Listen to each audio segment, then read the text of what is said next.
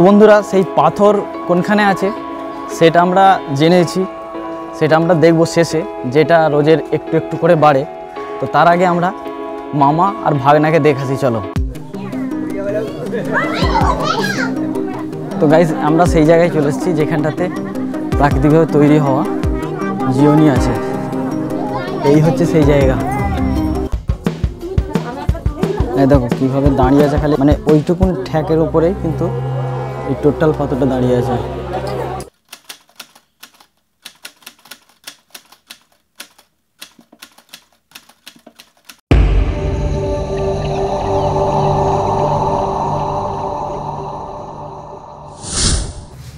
তো guys finally আমরা খাওয়া দাওয়া করে রেডি হয়ে বেরোলাম এবার মামা ভাগ্নে পাহাড়ের উদ্দেশ্যে। এখান থেকে মানে আমরা যে হোটেলে আছি এখান থেকে মামা ভাগ্নে পাহাড় হচ্ছে 16 কিলোমিটার, তাই তো সোমনাথ? কত ওই রকমই হয় মনে হয়, দেখ 16-17 কিলোমিটার হয় মনে হয়। তো যাই হোক ওই 16-17, 15-16-17 মধ্যেই হবে। চলো এবার কতক্ষণ সময় লাগে যে দেখি যেতে।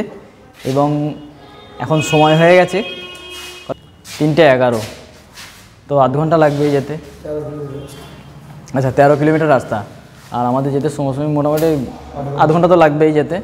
এবার দেখি ওখানে গিয়ে কীরকম কী ব্যাপার আছে, কেমন কীভাবে ঘোরা যায়। চলো সঙ্গে থাকো, দেখতে থাকো, আশা করছি ভালোই লাগবে, তাই তো রে সোমনাথ? অবশ্যই ভালো লাগবে। হ্যাঁ অবশ্যই ভালো।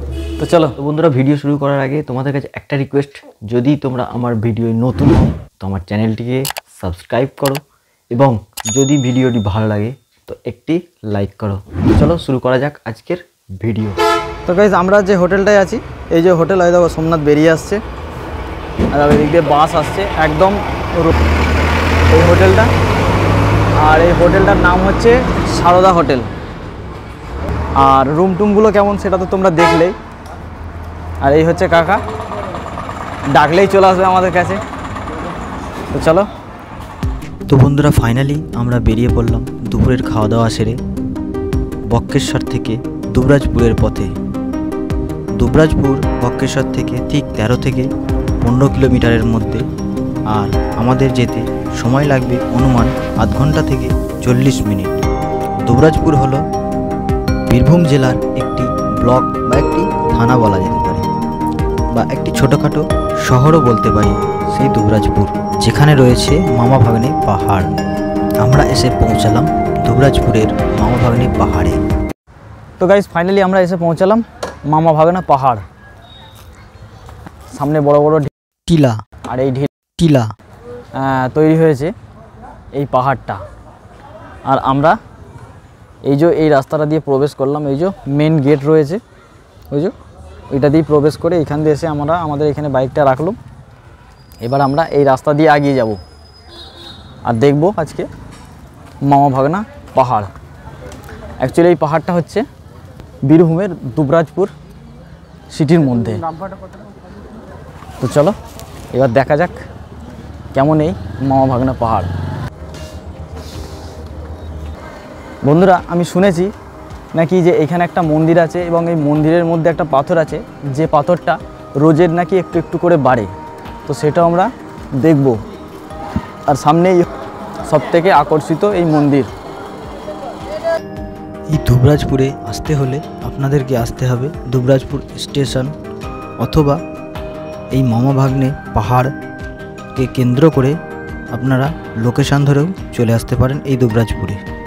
তো বন্ধুরা সেই পাথর কোনখানে আছে সেটা আমরা জেনেছি, সেটা আমরা দেখব শেষে, যেটা রোজের একটু একটু করে বাড়ে। তো তার আগে আমরা মামা আর ভাগনাকে দেখাচ্ছি, চলো।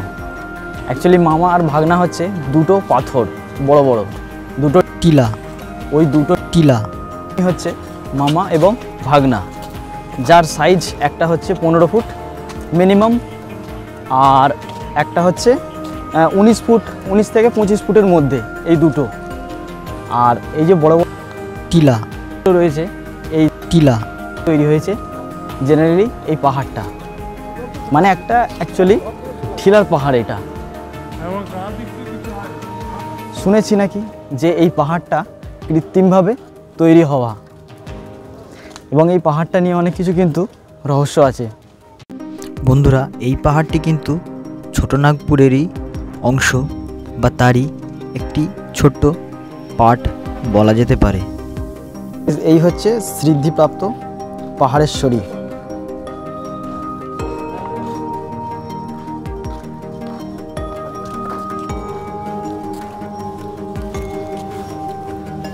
এবং আরেকটা ব্যাপার হচ্ছে যে শুনেছি নাকি যে এখানে এই পাহাড়েই প্রাকৃতিকভাবে তৈরি হওয়া জনি আছে। আর এই টিলাগুলোকে দেখো, এই দেখো এই একটা একটা করে যেন সাজানো আছে। ঢিলাগুলোকে দেখলে কি মনে হবে যেন একটা একটা করে সাজানো আছে, পাথরগুলোকে দাঁড়িয়ে আছে যেন মনে হবে একদম সাজানো আছে। চলো দেখো এগুলো একটু সাফ করেছে, বুঝলে, মানে জঙ্গল হয়ে গেছিলো সেগুলোকে সাফ করেছে, পরিষ্কার করেছে আর কি। তো এই মামা ভাগ্নে পাহাড়ের রাস্তা দিয়ে যখন হেঁটে হেঁটে মামা ভাগ্নের দিকে এগিয়ে যাবে তখন দেখতে পাবে দুই দিকে খুব সুন্দর সাজানোর মতো টিলা রয়েছে এবং হালকা জঙ্গল ভরা এই পাহাড়টি, এবং তার মধ্যে তৈরি করা আছে সুন্দর সিঁড়ি। আর এই টিলাটা দেখো যেন মনে হবে কোনো একটা মানুষ বসিয়ে দিয়েছে ওইখানে, এবং চতুর্দিকে দেখতে পাবে খুব সুন্দর সাজানো টিলা। তো গাইজ আমরা সেই জায়গায় চলে এসেছি যেখানটাতে প্রাকৃতিকভাবে তৈরি হওয়া জিওনি আছে। এই হচ্ছে সেই জায়গা। আর এই হচ্ছে দুই পাথর, মামা এবং ভাগনা। দেখো দেখতে পাচ্ছ নতুন করে কালারিং করেছে।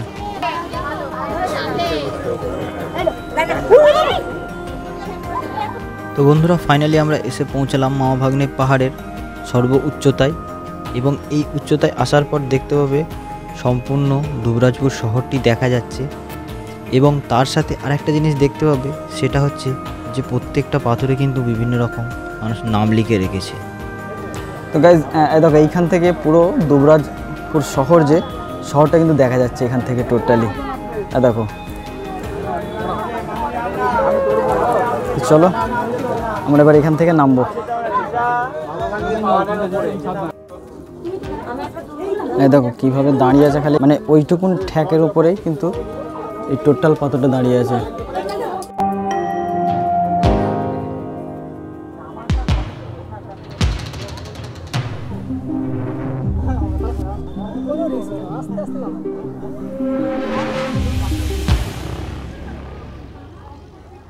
তো গাইস দেখো দেখতে পাচ্ছ কত বড় বড় টিলা, তাই তো?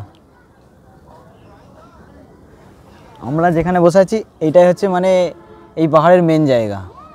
দেখো এই পিছনে যেটা রয়েছে এবং তার পাশেই আছে মামা আর ভাগনা, বড় বড় দুটো টিলা। ওই দুটোই হচ্ছে মানে মেন আর কি, এইখানে মেন আকর্ষিত পাথর।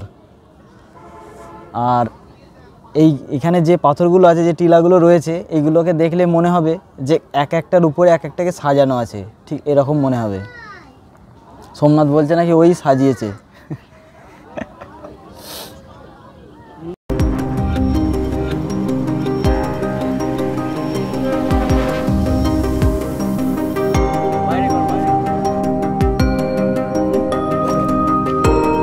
চলো আমরা আচ্ছা ঠিক আছে পাহাড়ে উঠি। অফ রোডিং মহিন্দ্রা বাঘের গুহাটা কোনখানে? এখানেই হয় মনে হয়। তো বন্ধুরা প্রথমে যাওয়ার সময় আমরা যে মন্দিরটা দেখলাম, সেই মন্দিরের ভিতরেই রয়েছে সেই পাথরটি, যেটা একটু একটু বাড়ে। তো গাইজ এই মাত্রই আমরা যে পাথরটা দেখলাম, ওই পাথরটাই অ্যাকচুয়ালি শুনেছি নাকি যে রোজের একটু একটু করে বাড়ে। মানে আজ থেকে 20 বছর আগে ওর যে সাইজটা ছিল এখন তার অনেকটা বড় হয়ে গেছে, প্রসারিত হয়ে গেছে। তো কী প্রথমেই বলি আই এম সো সরি। তার কারণ হচ্ছে এই ভিডিওটি অসম্পূর্ণ রাখার কারণে, মানে তোমাদেরকে অসম্পূর্ণ দেখানোর জন্য। অ্যাকচুয়ালি ভিডিওটা অসম্পূর্ণ মানে অসম্পূর্ণ সেরকম কিছু নয়। তো আমরা যেখানে দেখলাম শেষ হলো, অ্যাকচুয়ালি আমাদের ওই মামা ভাগ্নে পাহাড়ের ভ্রমণ কিন্তু ওইখানেই শেষ হচ্ছে। তো তারপরে মানে এন্ডিংটা আমার করা হয়নি ওই জায়গাতে। তার কারণে আমি এখন এই বাড়িতে মানে আমার ঘরে বসে আমি এই ভিডিওটার এন্ডিং করছি। তো বন্ধুরা ভিডিওটি ভালো লাগলে অবশ্যই কিন্তু লাইক করো আর আমার চ্যানেল নতুন হলে অবশ্যই কিন্তু সাবস্ক্রাইব করে নিও। তো আবার দেখা হচ্ছে পরের ব্লগে। জয় হিন্দ।